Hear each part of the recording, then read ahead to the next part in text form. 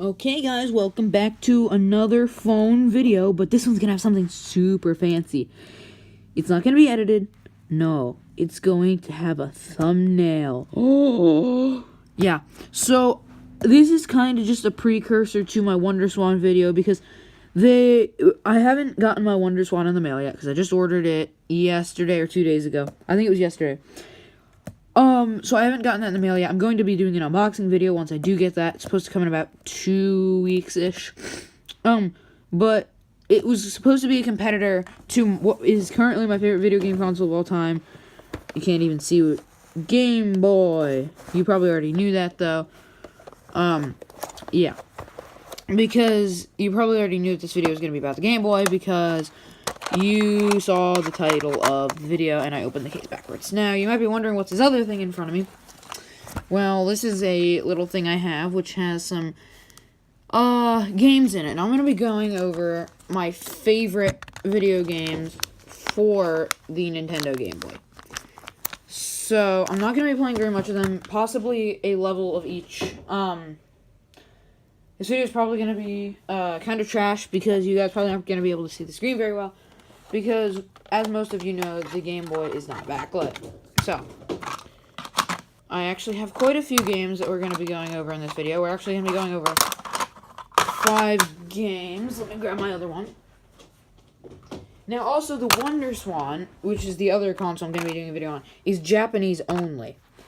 So, that's going to be fun, because the game that comes with it is Final Fantasy. Or Final Fantasy 2, so, yeah. Yeah, I know. There goes my phone. Alright. I threw a Game Boy at it.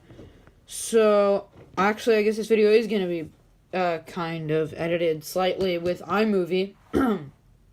Because, yeah. So, these phone videos don't have my intro in them, but I'm going to have to edit it slightly with iMovie because I have to go grab something, and then I'll be feeling this is going to be a much longer video than I had originally anticipated. Because I actually want to show you all 3 of the Game Boys I have in this video, and I want to show you all of my favorite games. Now, unfortunately, for one of them, I don't have my favorite game. Because I have no idea where it is. Also, another thing about this, I know where my copy of Tetris is for this, but I don't feel like getting it right now, so that is another one of my favorite games. I have a lot of games that I really like on the Game Boy. It's a great console. So the games we're going to be going over in this video are all right there. These are all the games we're going over in this video. Now, wait, there's one more game I want to go over. There's so many games I want to go over. This game has a slightly damaged label, but the game actually works fine. So, actually, these are all the games we're going over. But there is, like I said, 2 more that I wish to go over, which I'll just mention now. They're both Game Boy Advance games. So the other 2 games that I don't... Well, no. One of them is Game Boy Advance, one of them isn't. So Tetris, I wish I could go over, but I can't because, like I said, I know where the cartridge is, but I don't feel like getting it. And then the other game, which I really like, is for the Game Boy Advance. And that is, can't remember what it's called.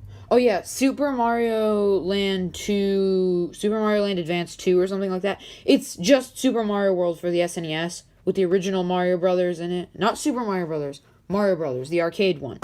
So it's both of those in one cartridge. Alright, so now, move these out of the way and actually take a look at the consoles.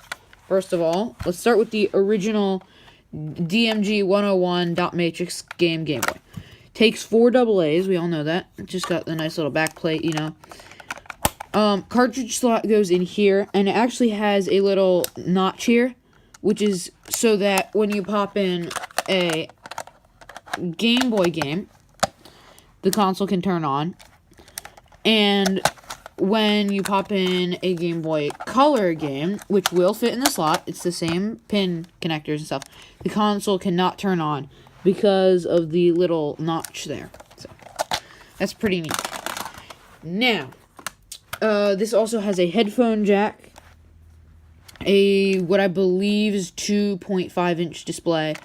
You got your on-off switch on the top, which you've already seen. Regular assortment of buttons, a light to tell you when the console's on. You have your contrast lighter, which is non-existent nowadays. A DC input, And on the other side, you have your volume wheel, and your connector for the Nintendo Link cable, which is different than all of the other Game Boys. All right, so the next Game Boy I want to look at with you guys is the Game Boy Pocket. Now, if you compare these two, they're very similar. The screen is actually bigger and better on the Pocket. So there's only 1 or 2 games I actually want to show you guys on the Pocket. Instead, it plays the same games, but unlike this original DMG 101 Game Boy, this can turn on with the Game Boy Color cartridges in it because that notch isn't there. So that's neat. Okay, so it's basically the same thing though. The power switch on the top. Then on the back, actually, the battery door, it only uses 2 AAAs instead of 4 AAAs, and this gets 2 hours more battery life. Now, the Wonder Swan, which I'm going to be showing you, and I'll talk about this in that video too, only uses 1 AA. So that's pretty cool. Now, on the front, you have your display, exact same buttons, and something that I noticed just now, actually, is that on the original DMG 101 Game Boy, it says Game Boy here, but on the Game Boy Pocket, it has the Game Boy logo on the screen bezel instead of on the actual console. So you've also got your speaker here, Nintendo logo and stuff. On the bottom, you've got headphone jack and DC input, which is like the tiniest DC input I've ever seen. Then on this side, you've got volume and your connector for connecting to other Game Boys to trade Pokemon and things like that. Now, something else that's weird about this console, this is actually a Japanese console. So I'm going to be playing one of my favorite games on here, which is my Japanese copy of Pokemon Yellow. So that's pretty neat. So the weird thing about this is the volume. To turn the volume up, you slide it down like this. You slide it like that to turn the volume up and like this to turn it down. So that's weird. And then on this side, we have contrast. Now, the screen on this is black and white as opposed to this being green and gray. So they're both monochrome, but different. Oh, also, actually, I was going to be done with these, but if you look at the bottom here, you can see this is actually a curved design, which makes it more comfortable to hold because it's small. Because if you look at it compared to this, it's not nearly as wide. Yeah, this video is going to be way longer than I thought it was. Alright, so now let's take a look at the last Game Boy I want to show in this video. I don't have color, and I do have an original Advance somewhere, but I have no idea where that is. It's been lost for years. This is the Game Boy Advance SP. So the cool thing about this is it is the only backlit Game Boy other than the Game Boy Micro, which I also don't have because those are expensive. So if you take a look at the top, you've got your game external connector, and you've also got your power input here, which can also be used for hooking up headphones, I think, because this one doesn't have a headphone jack. So you might be wondering too. Oh yeah, there's also L and R buttons. I keep forgetting. I always forget about those because you actually don't use them in very many games. So I turned on the console. So you might be wondering, what are these little indents here for? Well, that's actually for an accessory that I do have for the GameCube, but unfortunately the cable's broken on it because I think the cat chewed through it. But it uses both of these ports on the top, and it hooks in like this, so that if you have the Game Boy player, you can use an actual Game Boy as your controller. So that's pretty neat. This is where your battery goes, which is rechargeable in this console. You've got your cartridge slot down here, which takes Game Boy, if I can fit it in right, which takes Game Boy games, as you can see there. It takes Game Boy Color games, and it takes Game Boy Advance games. So you can play the entire Game Boy library on this console. Now on this side you have an on-off switch, and on this side you have your volume switch, which is normal on this console. Now this is kind of like the precursor to the DS in that it has a clamshell design. So in here you have your A, B, start select, D-pad, speaker, everything you would expect, but there's an extra button up here. Now let me show you what that does. So you turn on the console, right? And there you go. So you can see the screen. Now if you turn off the backlight like that, that's exactly what it does. It turns off the backlight. Now, I am going to leave for a second, and then I will come back, because I need to go get a flashlight. Okay, there we go. It turned off. I need to go get a flashlight so that you can see the other Game Boys screens when I'm showing you stuff. Okay, guys, so now I'm back. I have a light shining here, so it's gonna be really awkward to film. But yeah. So, now let's start off with the original DMG 101 Game Boy. I don't know if there's a better way to set up this light. I don't think there is. So, I'm just gonna kind of have to play it like that, I guess. Because you guys should be able to see the screen like that. Oh, that's bad. That's really bad. That's so bad. Oh, I'm gonna find a better lighting solution. Okay, guys, so I had to grab my headlamp. I don't know if you guys can see that there. You might be able to. That I forgot I actually had, but it came in handy. I can't speak. Yeah, so the camera's at an awkward angle now so that you guys can actually see the screen, but if I turn on the console, you guys can see the screen just fine. There's a little bit of glare, but that's much better than we were getting. Okay. Oh, God, my nose. So, let's see, how many games do we have? 1, 2, 3, 4, 5. Oh, 5 original Game Boy games. So, I'm going to play the two platformers on this since it has the worst screen, and then we'll start off with the other games on the Game Boy Pocket, and then Game Boy Advance and Color on the Advance SP. So, let's slot in Kirby's Dream Land. So we're going to take a look at this game.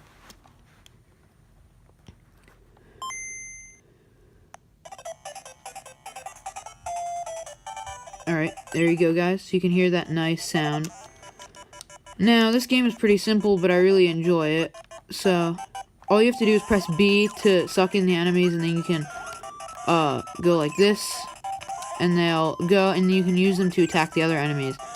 So, you can do that, and then also when you press up, you get the air, and then you can hit the other enemies with that air that you have left. And then you can go in here, and the water bottles give you a little bit of health. So, yeah. That's about it for this game. It's really fun. It's got a bunch of levels. I would spend longer on it, but there's a bunch of games to get through. So that is Kirby's Dream Land. I'm sorry if the lighting is really weird, but this is the only way that I can get it to pick up the screen. Next game we're going to be playing is Super Mario Land for the Game Boy. Super Mario Land for the Game Boy.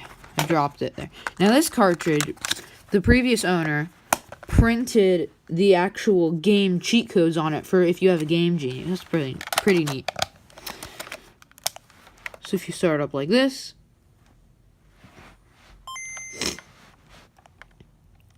you just press start, and there you go. Now this has a very interesting soundtrack.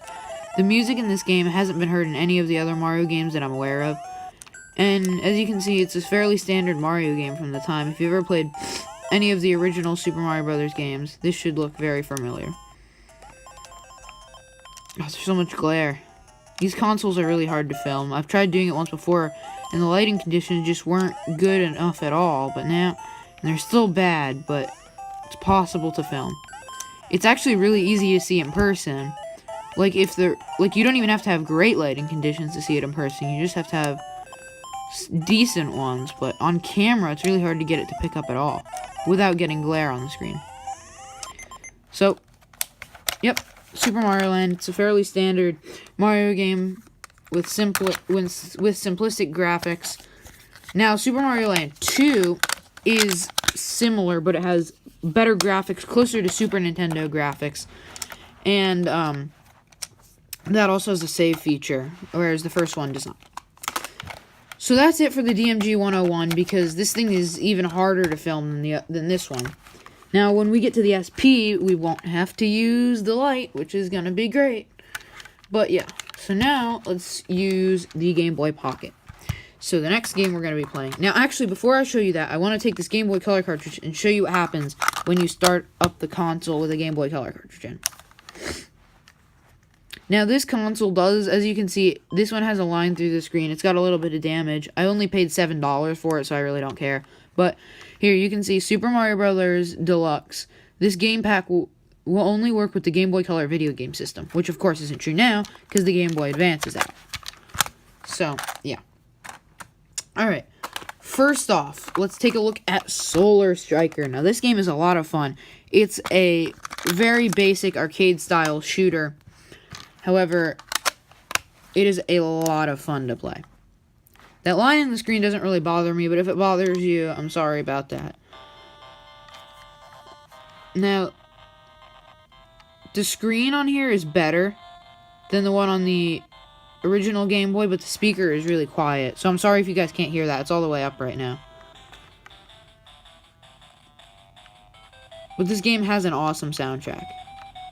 And here we go. So you can see, you just press A or B, either one, it doesn't matter, and you just have to shoot the guys and make sure that you don't die. And there are certain power-ups that you can come across, too. So it's a fun game to play. For sure. And I don't know how much any of these games cost. I'd assume not very much, because a lot of these seem like they're pretty well mass-produced. Especially the Mario games aren't normally very expensive. See there, that gave me a power-up, so now I can fire double cannon. And once you die like that, you can see here, it went from 2 to 1 ships. So that's about it for Solar Striker. Another very fun game. I'm just trying to look at the time here for the video. So it's already getting very long. So we just have 2 more regular Game Boy games to look at. So next up, I don't even know what it is. World Heroes 2 Jet. I'm not a fan of the title. I've never heard of this franchise before. But the game is fun. So just the contrast a little bit and see if I can get it any better. That seems to be about the best I can get it. Ugh. My nose is a little runny right now. So sorry about that. But, here we go. Okay, so let's just do tournament. You can do versus, which is really neat. So if you have another friend that has this game and you have a link cable, you can play it together.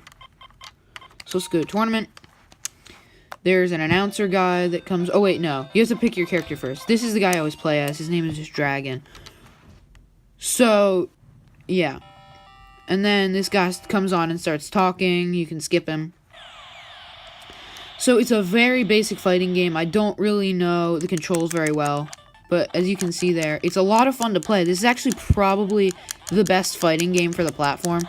Because they did release, like, Street Fighter 2 and stuff for it, but I've heard that that's a pretty terrible excuse for Street Fighter.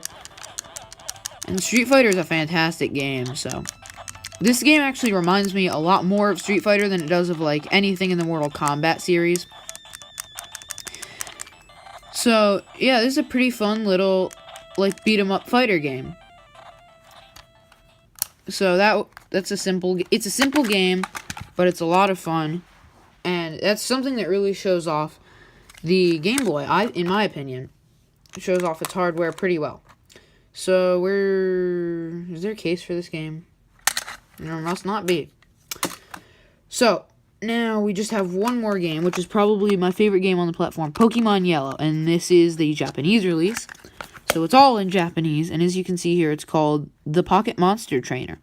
And Pocket Monster Trainer is what Pokemon means in Japanese. And you can see here, the label's on kind of crooked, but it is an official Nintendo cartridge. And if you guys can see there, in the corner, it's got the Game Boy Link logo in the printer, because you can actually print out, like, stickers of Pokemon. Now, this is perfect, and I saved this one for last, because this is a Japanese console, and this is a, Japanese game. Now, you might be wondering, because if you're, like, looking at the top, and you can see the line on the screen, like, why would I buy this if it's in such a bad condition? Well, I bought it because I just wanted, like, because this Game Boy, other than a couple little scratches, is in really good shape. And I didn't want to put any wear on that or this. And also, I like having the authenticity. So I just bought this one since it was cheap and it's already kind of beat up. You can see, once you start up the game, though, you get this nice cutscene and some really cool music. And I really like the music here. Just take a listen.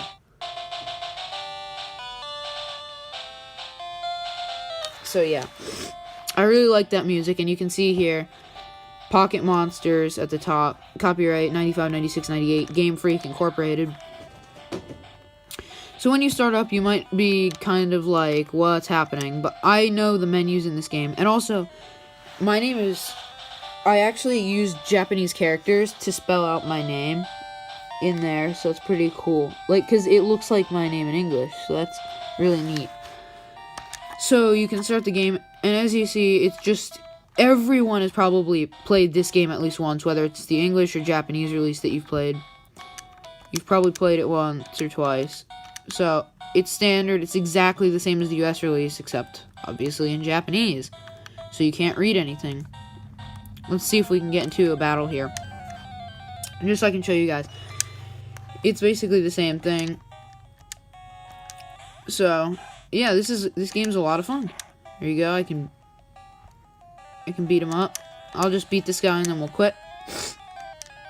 I've actually gotten fairly far in this game because I enjoy playing it in Japanese, even though I don't really understand it. I know how to play this game because I've done it multiple times before. And then if you want, you can go down here. That's the wrong button. It's this button. And then you can click, and it says, would you like to save?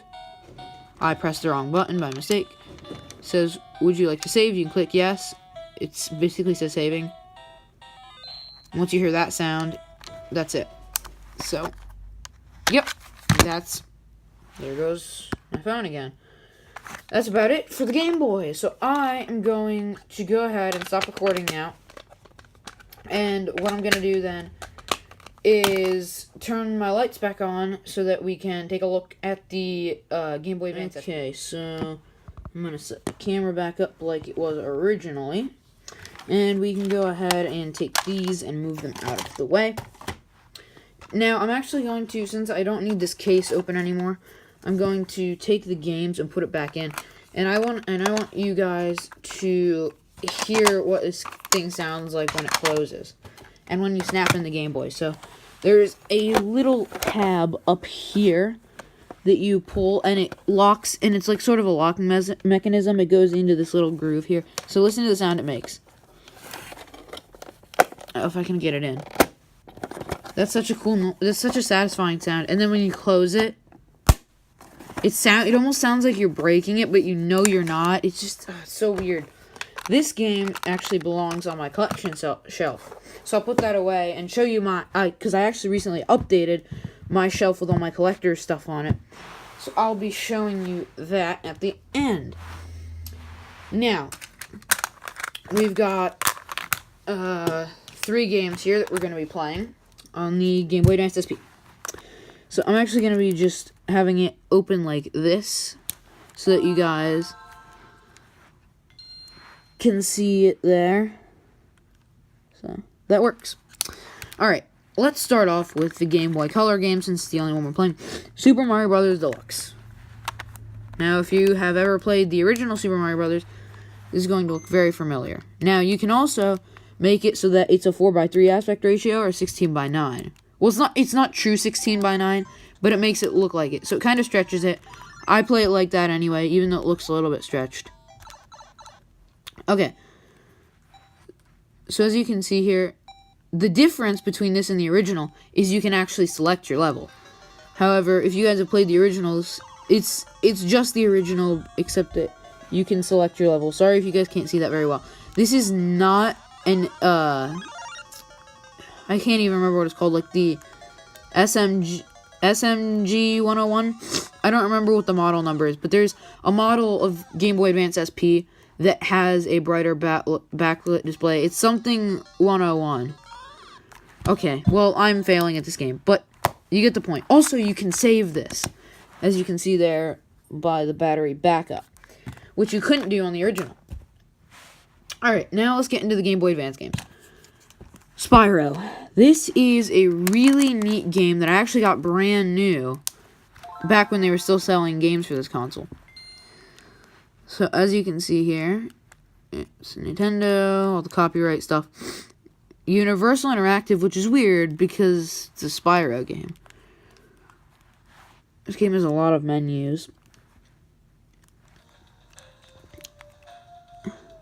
So, you can see here, it's a fairly standard Spyro game. You have to collect the gems, and follow your missions and stuff. As you know, all of you have probably played a Spyro game at least once in your life. It's a fun game, and honestly, this game really shows off the power of the Game Boy Advance. Like, oh, sorry about that. Like, it looks like a PlayStation 2 game, but it's on the Game Boy Advance, which is the amazing part. Like, this fits in your pocket. So, that's about it for that game, though. Now we're going on to the last game on this list, Fire Emblem. This is the Sacred Stones. I don't know if that's the original or not. I don't think it is. I think the original was just Sacred Stone, or not Sacred Stone. It's Fire Emblem. I think the original was just called Fire Emblem. So here we go. And it didn't read the cartridge.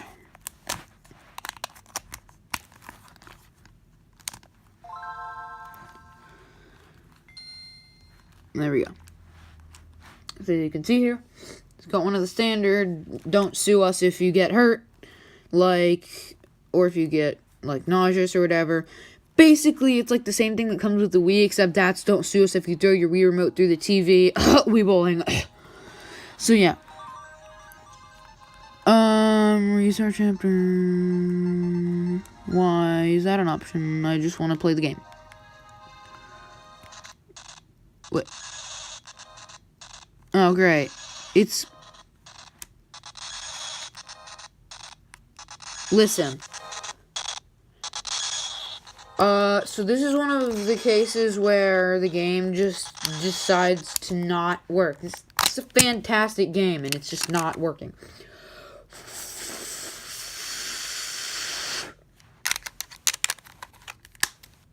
Just work. I just want to show the game. And I have to go through all the menus again. I can't wait for my Wonder Swan to come. That's going to be a really fun video to make. Or I guess restart chapter. Alright. So here you guys go. You've probably played this game before. It's an RPG. I don't remember where I am in the story because I haven't played this game in forever, so I'm just going to skip ahead because I just want to show you guys the battle, because the battling is really cool in this game. Okay, stop talking. Okay. So yeah, you get little animations like this, which is really neat. And I just want to make it so I can attack. Okay, stop talking. And once I attack, I'll show you guys my stand thing, and then it'll be over.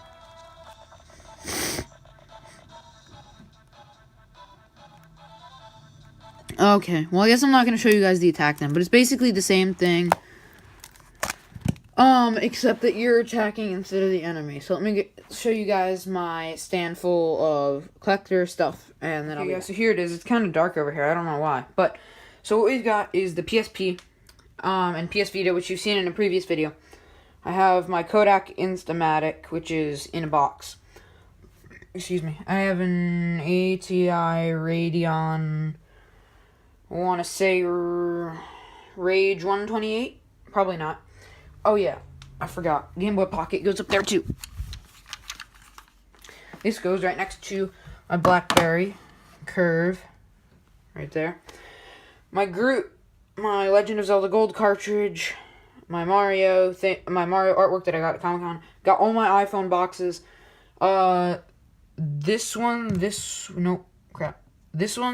and this one all have phones in them. The other three do not. Zenith radio tube from an old record player. Resident Evil. That is, the director's cut is not rare, but the regular Resident Evil is. And then I have iPod 2, 3, 4, and 5. Now, obviously, these two are nanos and these two are touches. Both of my touches have cracked screens. I have like a little, it's sort of reminiscent of the Triforce here, which is pretty cool. Made out of Nokias. And then my Japanese Game Boy cartridge, or my Japanese Pokemon cartridge. And then I have a CD player, which I I like CD. I like older forms of music, and I also have my cassette player. So that's about it for this video, guys. If you liked it, please leave a like and subscribe to the channel. And if this is the first video that you've seen by me, go check out my other awesome videos. Anyway, guys, that's the Tide PC. See you in the next one.